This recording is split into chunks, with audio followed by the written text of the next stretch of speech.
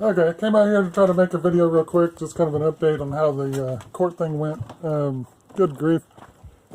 It's, well, first off, it's pretty intimidating to go in representing yourself or something, but I was relieved by how outrageous the accusations were.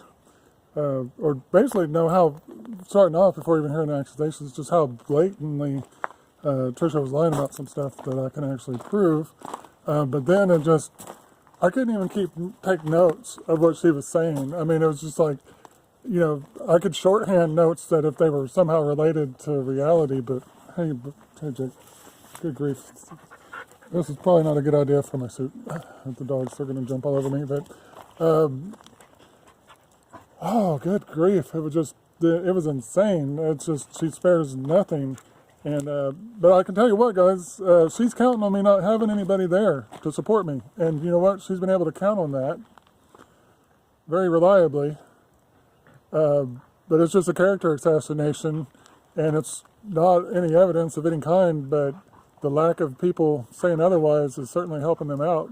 And I think that's why nobody feels any need to check themselves and be concerned about it, because they shut me down, or they attempt to shut me down at every attempt to point out the realities here, and the thing is, they're trying to make everything look irrelevant and say that we're just looking at the here and now, but it's not irrelevant when somebody has abandoned a process and then they come back and try to pop up. You know, it's not irrelevant when kids were just fine, they're doing great in school, and now here they are. Since she's popped up, there's just all this alarming stuff coming down. And everything keeps getting worse and worse and worse, you know, which is completely the opposite of what would happen if somebody was really that bad, right? You would think, I mean, how could someone be so insane to be not so bad, and then while they're under scrutiny, go crazy, go, you know, like, oh, sure, DHS is coming out every other week with a new excuse for every case. I think I'll just go ahead and start being this jerk. I mean, that makes no sense. And then the other side of that is, what was the other thing? Gosh, not just DHS. Oh, just having an ex trying to sue for custody. Yeah, I think that's a good time to start mistreating my kids. So that, you know, what, so she could get custody? I mean, what's the point? What am I supposed to be suddenly upset about my kids about? Of course, they're not trying to allege it suddenly. They're trying to allege that this has always gone on, that somehow Trisha's showing up and the kids are finally enabled to talk about it or whatever. It's just outrageous. There's no evidence of this stuff, and guys, they're not stopping. Like, you know, just going with the emotional abuse. It seems like, you know, as far as DHS goes, they're just trying to exaggerate some instances or whatever. But even then, they weren't trying to claim, at least not at the meeting and stuff, that it was something outrageous. But Trisha's just running with it. And, oh, what is it?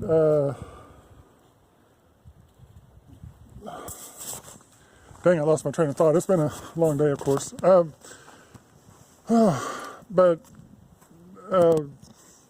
no, they're not trying to, they're trying to make it sound like this stuff was always going on, but actually at the DHS meeting, it was pretty clear that they were basically trying to frame it up as if, you know, all the pressures were mounting and maybe things were starting to reach a point of concern or whatever.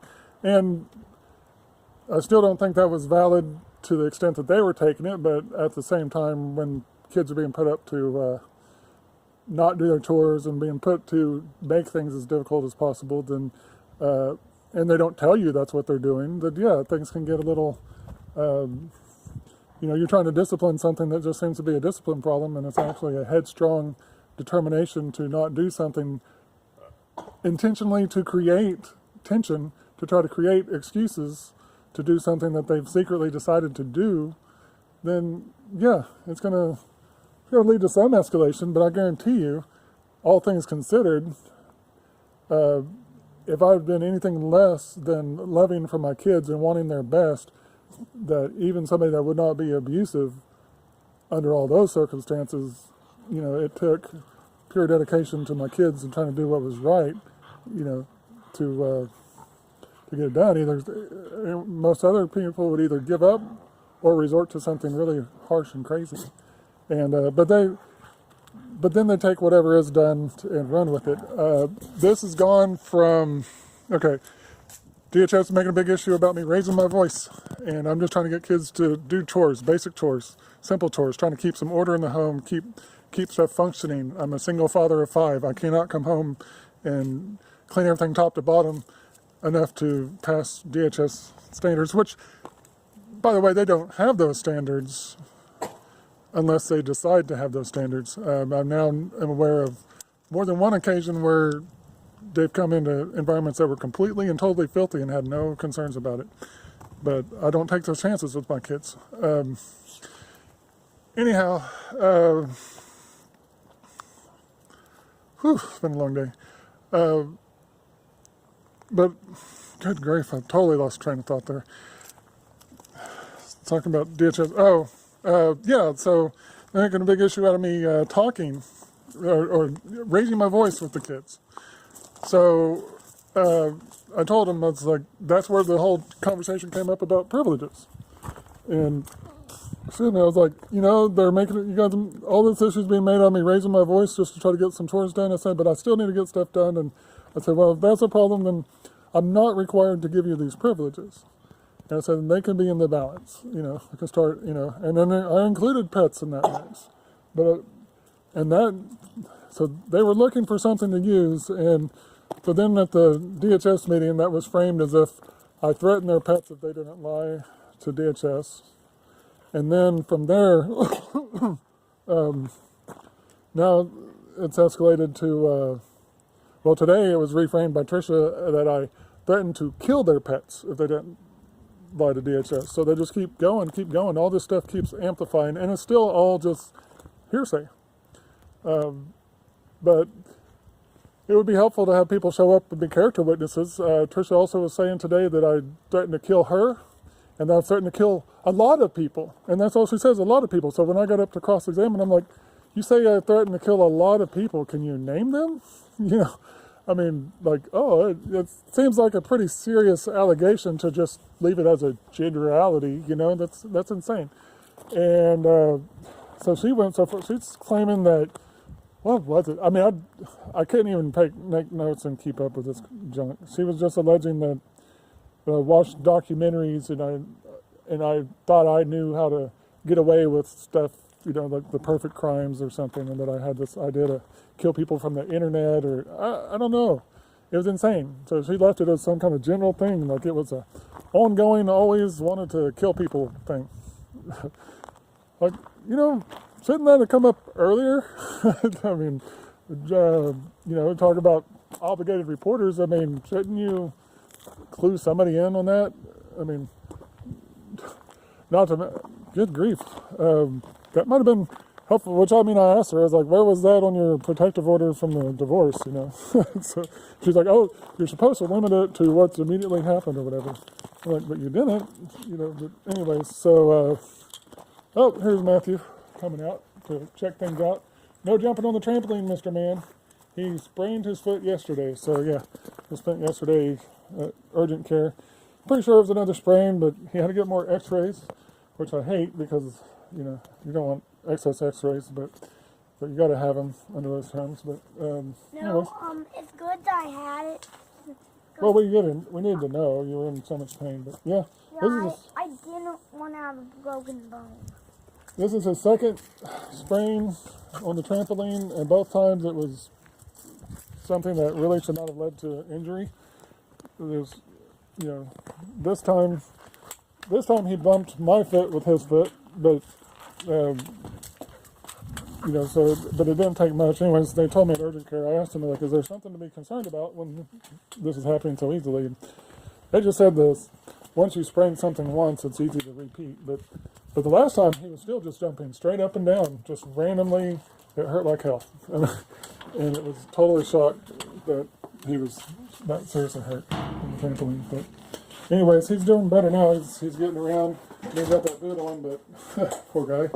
He was really struggling this morning.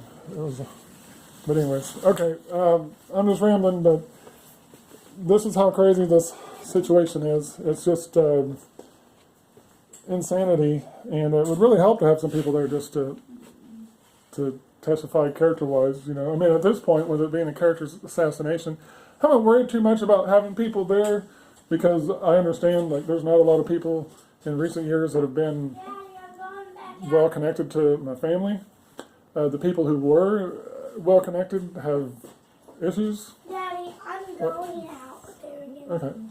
No, you can't just go. Oh, okay, we'll go back out. I'll go out with you while I'm just rambling. But, anyways, you know, Oh, that's like cool. but nobody, regardless of people's issues or whatever, there's not. Hang on, Matthew. I'll be out there.